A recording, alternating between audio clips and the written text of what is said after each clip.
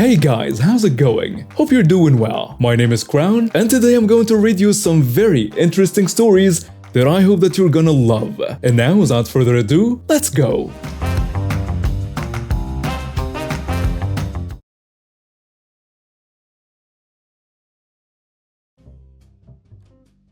My boyfriend had to go to the ER after an accident, and he got a truly ridiculous bill back. I offered to find the bill for her because I've done it before, and he said sure. I went all out because honestly, if we were out 5 grand after insurance, that would mess up our holiday plans pretty badly. So I had him call the hospital and authorize me to handle his bill and access his medical records. Got an itemized bill and compared the prices for each code to the fair prices. Called billing to dispute the bill, but was told that billing only collects bills and that I would need to contact admin to dispute. Bounced around a call center for hours trying to get someone who was actually qualified for bill disputes and getting nowhere. Google and LinkedIn searched for the hospital board of directors and upper management. Got 30 emails of the most influential people at the hospital, plus the hospital's investors. Every day would send a few emails, working my way up the chain, and writing an increasingly long email describing how they billed my client at 7 times over the fair price for services rendered, and how their billing department, customer service department, and the growing list of management I'd emailed had failed to address the issue.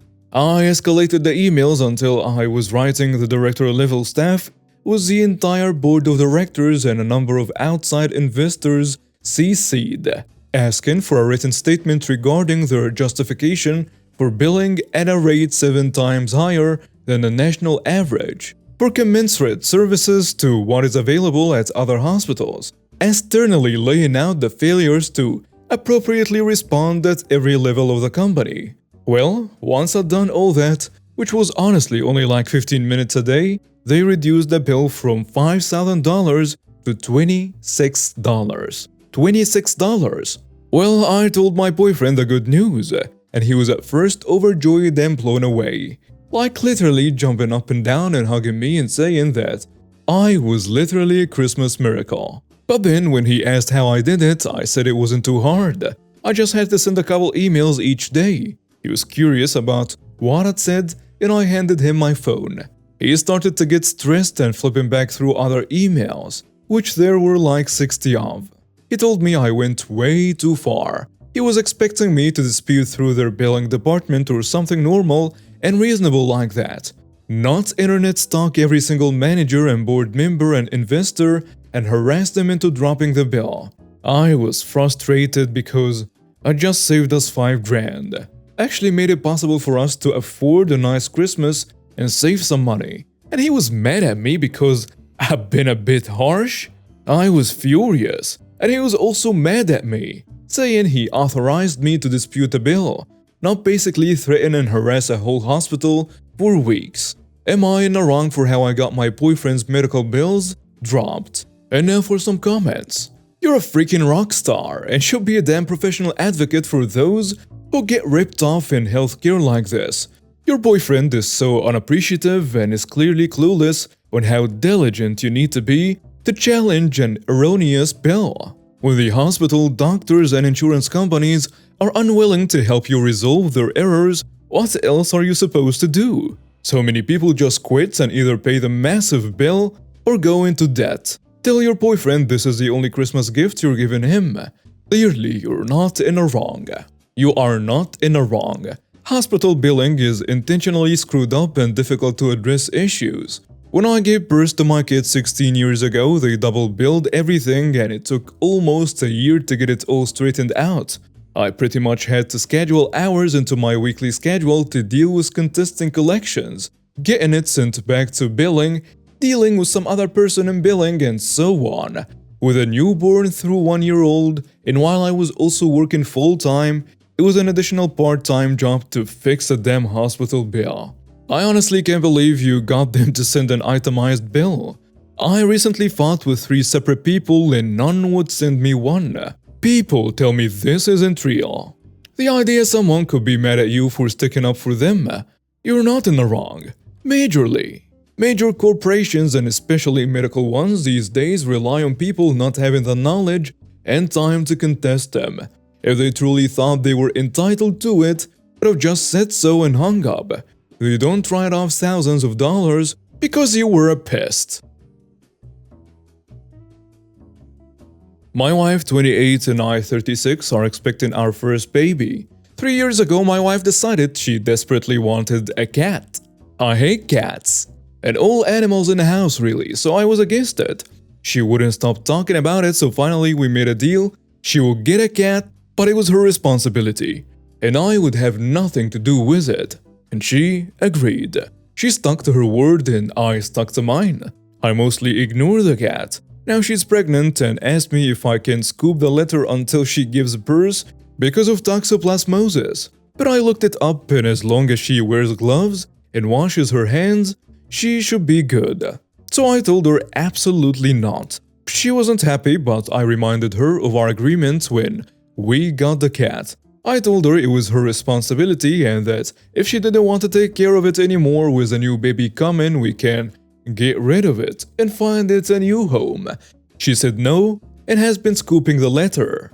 Her sister was over and saw her doing this and flipped out at me, telling how dangerous it is. But of course, her sister is going to be on her side and overreacts. I never wanted the cat, so I don't see how I'm wrong. And now for some comments. Get a self-cleaning litter box. Then all you have to do is toss. No scooping. She really shouldn't be around cat feces while pregnant. Even at the vet clinic, where it's literally your job to clean this stuff, we do not allow our pregnant employees to clean the cat boxes. You are in the wrong. So your Google search means you know better than medical doctors now?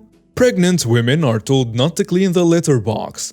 It can cause toxoplasmosis, and aside from that, it can be hard to bend down and move around when you are pregnant. She is carrying your child. Have some responsibility. Edit to address clarity and ridiculous comments. Quote, she can wear a mask though. Did masks stop people from getting COVID or only reduce chances? For God's sake, is that the risk you want to take with your developing child? A commenter below mentioned a friend caught toxoplasmosis while pregnant from cleaning litter box, and her baby was born with hydrocephalus, which is one of the symptoms that is listed by Mayo Clinic for toxoplasmosis during pregnancy. You are in the wrong 100%. Guess what? I'm pregnant, and I have 2 cats. I want cats. My husband didn't. And you know what? My husband loves me enough to take on that responsibility while I'm pregnant to protect our unborn child like a father and husband should. Get over yourself and be that husband you promised to be in your vows. If your wife miscarried, you think she wouldn't blame you? This all points to divorce if you do not stop thinking of only yourself. Update. Thank you for the support. Didn't expect it to blow up like it did. I received feedback that some phrasing can be taken as toxic masculinity, so I have gone ahead and removed it to prevent the point from being misinterpreted due to an offensive wording selection. My 29 female dad married a woman named Maria a year ago after dating for 4 years. My dad wanted to buy a larger house for them to live in, but couldn't afford it without selling the home he lived in at the time, which is a unique property that he dearly loves. Although I now live abroad, I like the area he lives in, and my husband offered to buy a house there that my dad and Maria could live in.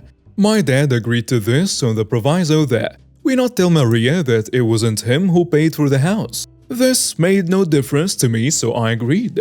And the house they live in is in my name, and they live there. I never planned to tell her. Recently, I went back to my house country and decided to stay with my dad for half my time there. The whole time, Maria made it clear I was an inconvenience and that me doing things with my dad was annoying to her. But I'm not a confrontational person, and I don't react too much, so I let it go. However, 2 days before I was due to leave, she came into my room and saw that I had my dad's dog on the bed. Now, this is a dog that my dad has had since before he met Maria and that I raised. Maria doesn't allow him on her bed, which is fine. but I've always had him sleep on mine. And she flipped out, saying this was a final straw, that she'd had enough of me disrespecting her in her own home, and that I had to leave. I tried to de-escalate the situation, saying we should just wait for my dad and sit down and talk this out. But she was adamant that I had to leave and that she had the authority to make me. After several minutes of me trying to explain to her that it was absurd of her to try and kick me out of my dad's house without talking to him, she said that what she said went, and since she married my dad, this is technically her house. I just chuckled and said, since my name is on the deed, it's technically my house. But there is no need to get technical. We should just wait for my dad. She was shocked and left the room. When my dad came back, I told him what happened, and he went to speak to her. There was a shouting match, and she didn't speak to either of us until I left 2 days later. My dad is mad, I told her, which I get, but since then, I have also got texts from her kids saying that I was a jerk for telling her and making her feel like a guest in the house. This is not the case. She isn't a guest, she's a tenant. But so is my dad. And the only point I was trying to make was that she didn't have any business trying to kick me out of my father's house, let alone my own property. I did not take it there until she did.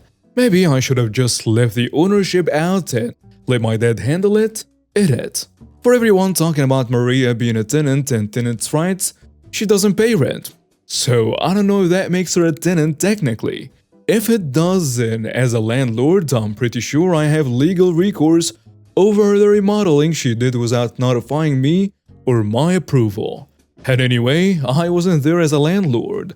I was there as a guest of another tenant, and actually she did have several weeks' notice I was coming in any case. I'm sure it's a legal rabbit hole, but the only reason I use the word tenant is to say that since she lives there, she isn't a guest in the home. And now for some comments. You are in the wrong. She internally struggled with wanting you to do what she wanted. It escalated due to her need to be the boss in her house.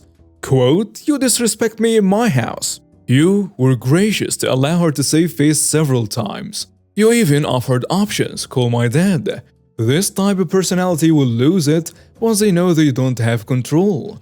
You did not make her feel anything. She created this situation. You again are gracious to allow them to enjoy a beautiful home. Maybe she feels deceived by your father. As for the children, they need to pipe down. It was your first visit, and she was not cordial to you. You're not in the wrong. In the comment, OP points out, it's furniture owned by OP and 2, they do not pay to live there. If I'm doing someone a solid only to be disrespected like that, I am done doing the solid. The stepmom is obviously a gold digger on a power trip. Yes, OP agreed not to say anything, but she didn't agree to being disrespected in the home she lets these people live for free in. She's treating you badly in a house that you and your husband bought for them. If this is how she acts when she thinks it's her house, you've seen her true colors. Besides, she also tries to control your dad spending time with you, so you basically did him a favor. She is lucky that you did not kick her out of the house right then and there, when she was practically berating you. You're not in the wrong.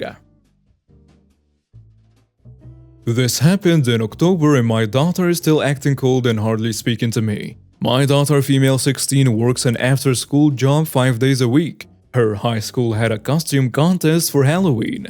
My daughter and her friends planned a group costume to enter. She went with her friends after school to buy costumes. I picked her and her friends up from the store and they showed me their costumes.